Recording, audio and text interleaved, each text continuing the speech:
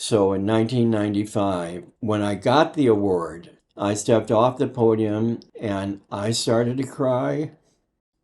And I didn't stop crying for about 10 hours. I couldn't stop because I saw all the faces of everybody I'd looked after that were made fun of. Their clothes were thrown out on the street. They lost their jobs. They lost their families. One mother couldn't come because she had to go to a cocktail party. I said, he's going to be dead in a few hours. Could you come at least tell him that you love him? Well, I'll be there after the cocktail party. She comes after the cocktail party, and of course, he had died.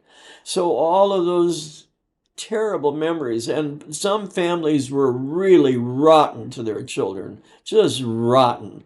Educated people who just couldn't get by, and the church was not as comforting as they should have been.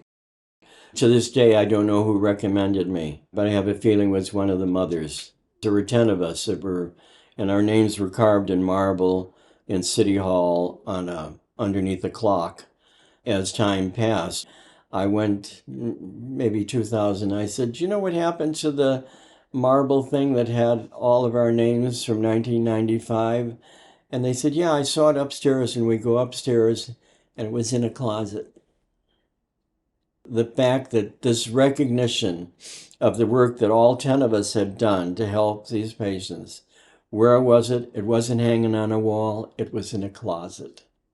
It just blew my mind to think that how many of us lived in the closet, tried to get out of the closet, and the people that did the most to help people get out of that closet, the recognition of what their work was, we were now in a closet. But West Hollywood did a lot of good. I'll always bless them.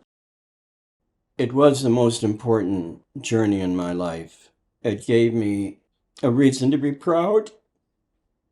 I was discarded when I was 16, and there was no one to help me.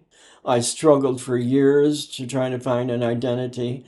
I found it in nursing, caring for other people. Ultimately, I've had 3 back operations. Medication was causing my liver to fail, so I had to retire from working at 60. And even with the medication that I have, which helps me, I haven't had a full night's sleep in years. But I have care. I'm getting care. I look out there in the street and I see people that are homeless. I see gay people out that are homeless. And I have this lovely apartment, and I have lovely people here in the building, and I have some of the loveliest friends on the planet. So at this end, I can truly say my life had purpose.